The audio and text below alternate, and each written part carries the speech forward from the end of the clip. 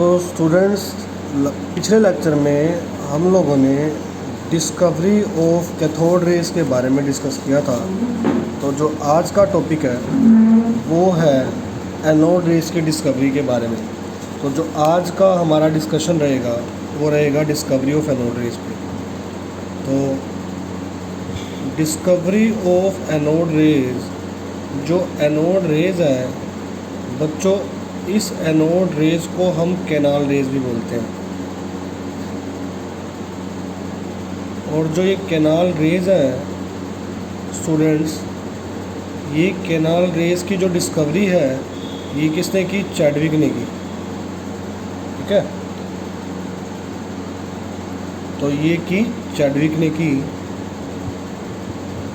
और इन्होंने भी सेम एक्सपेरिमेंट, वही डिस्चार्ज ट्यूब एक्सपेरिमेंट किया जो आपने कैथोड रेज की डिस्कवरी के टाइम पे देखा था। तो ये क्या बोलते हैं, इन्होंने क्या सेटअप किया? इन्होंने डिस्चार्ज ट्यूब ली, एक वैक्यूम पंप एडजस्ट किया। अब इस बार इन्होंने कैथोड की जगह एक ऐसी कैथोड ली जिसके अंदर होल्स थे। ठीक है, ये मेरी कैथोड है और कैथोड पे चार्ज है नेगेटिव, और ये आपकी एनोड है जो बैटरी के पॉजिटिव एंड से कनेक्ट है। तो ये कैथोड जो है ये परफोरेटेड कैथोड है। ऐसी कैथोड जिसके अंदर होल्स है उसे परफोरेटेड कैथोड बोलते हैं। और कैथोड जो है ये नेगेटिवली चार्ज है और जो एनोड है ये है आपका पॉजिटिवली चार्ज बैटरी से कनेक्ट है।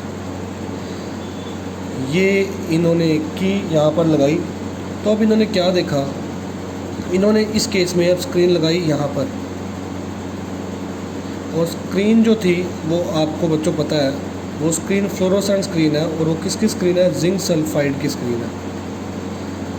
अब स्टूडेंट्स, अगर यहाँ पर इस डिस्चार्ज ट्यूब के अंदर गैस ली जाती है हाइड्रोजन, अगर बच्चों हाइड्रोजन गैस ली जाती है तो आपको पता है कि इन्होंने भी क्या किया था, वैक्यूम पंप लगाया था। इस वजह से लगाया था ताकि अंदर का जो प्रेशर है वो लो किया जा सके और जो वोल्टेज है वो हाई कर दी।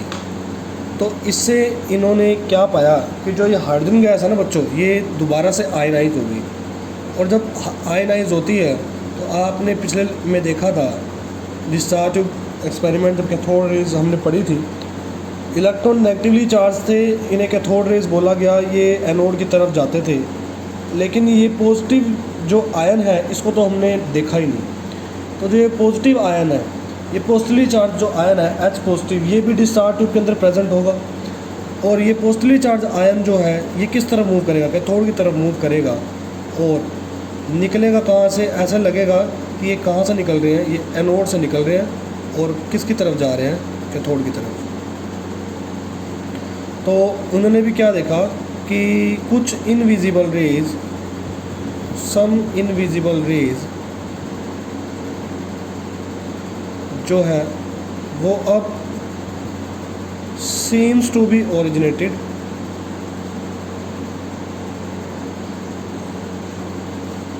from anode, तभी उन रेज को नाम दे दिया गया एनोड रेज। अब बच्चों आप यहाँ पर देखोगे ये जो एनोड रेज है ये कैथोड में ये छोटे छोटे होल्स बनाकर जा रही है, कैनाल्स, इन्हें कैनाल बोलते हैं।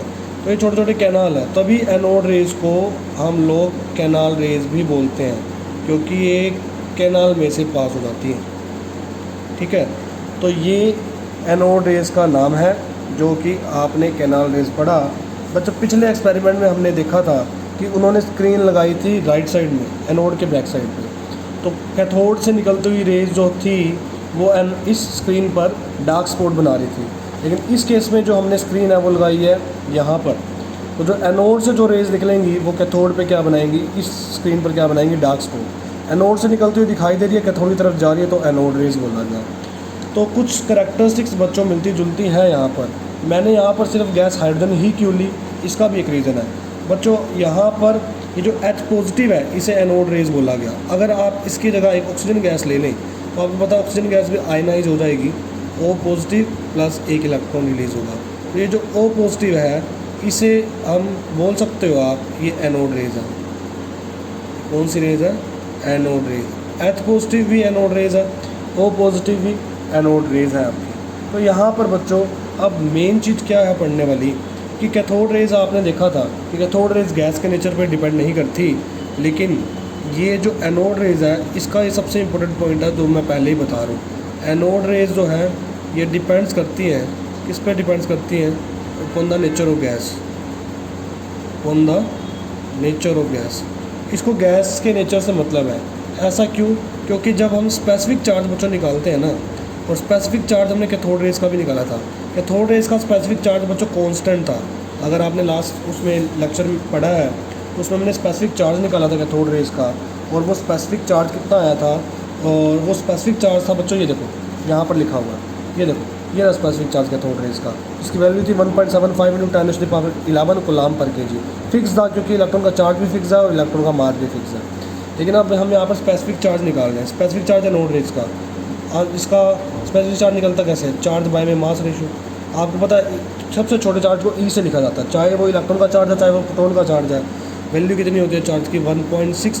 इतना इलेक्ट्रॉन पे चार्ज होता है, नहीं प्रोटॉन पे चार्ज होता है -19 कूलम्ब। और जो मास है प्रोटॉन का वो कितना होता है? 1.67। ये बच्चों आपको याद रखना पड़ेगा, 10⁻⁻27 kg।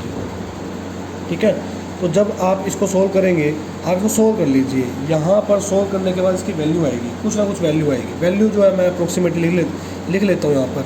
तो यहाँ पर 1 मतलब यहाँ पर 16 है, यहाँ 167 है। जब आप -27 प्लस ऊपर जाके +27 होगी, 27 में से 19 माइनस करोगे आप 8 आएगा। तो यहाँ पर जब आप इसको कैंसिल करोगे तो यहाँ पर आएगा आपका 0.9। ठीक है, यहाँ पर आएगा आपका 0.9 ले सकते हैं आप, क्योंकि यहाँ पर अगर आप इसका पॉइंट डालोगे ऊपर 100 लगेगा, इसका पॉइंट डालोगे ऊपर 0 नीचे 10 लगेगा, तो ऊपर बन जाएगा 160, नीचे बन जाएगा 167। 0.9 इंटू में 10⁻⁻ कितनी आएगी? 8 कूलम्ब पर kg। तो बच्चों यहाँ पर अगर हम सिर्फ और सिर्फ हाइड्रोजन गैस लेते हैं, आपको पता है हाइड्रोजन गैस जो है उसके पास एक ही इलेक्ट्रॉन है, एक ही प्रोटॉन है। इलेक्ट्रॉन रिलीज करने के बाद सिर्फ न्यूक्लियस बचता है, और उसके न्यूक्लियस में सिर्फ एक ही प्रोटॉन है, और एक प्रोटॉन का मास जो है 1 यूनिट माना जाता है, और वो एक प्रोटॉन का मास रखा हुआ है। अगर मैं ऑक्सीजन गैस लेता, इसको भी एनोड रेज बोला गया।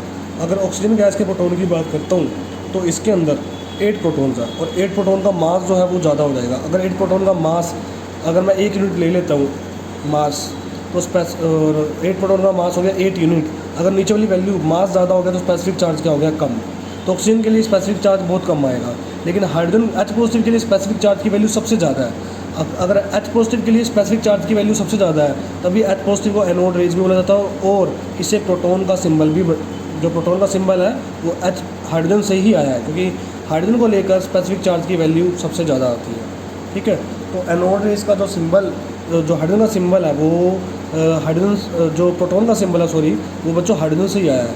यही रीज़न है, क्योंकि हाइड्रोजन गैस को लेकर स्पेसिफिक चार्ज की वैल्यू सबसे ज़्यादा आती है। That's why symbol of proton जो है उसको डिनोट किया जाता है हाइड्रोजन से। ठीक है, तो बच्चों जो करैक्टरिस्टिक है वो मिलती जुलते, कि जैसे कि आपने पढ़ा होगा कि कैथोड रेज स्ट्रेट ट्रैवल करती है, एनोड रेज भी स्ट्रेट ट्रैवल करती है। कुछ करैक्टरिस्टिक थोड़ी बहुत चेंज है, वो भी मैं आपको बता देता हूँ। यहाँ पर अगर बात करें कि एनोड रेज को प्रोटॉन ही बोला गया, क्यों बोला गया प्रोटॉन? क्योंकि यहाँ पर बात अगर आए कि ये आपका डिस्चार्ज ट्यूब है, और डिस्चार्ज ट्यूब में ये हमारे पास एनोड है और ये हमारे पास कैथोड है। तो इसी तरह अगर आप, जैसे आपने लास्ट लेक्चर में देखा होगा कि अगर आप इलेक्ट्रिक फील्ड और मैग्नेटिक फील्ड अप्लाई कर दें तो ये एक पॉजिटिव प्लेट है, ये आपकी एक नेगेटिव प्लेट है।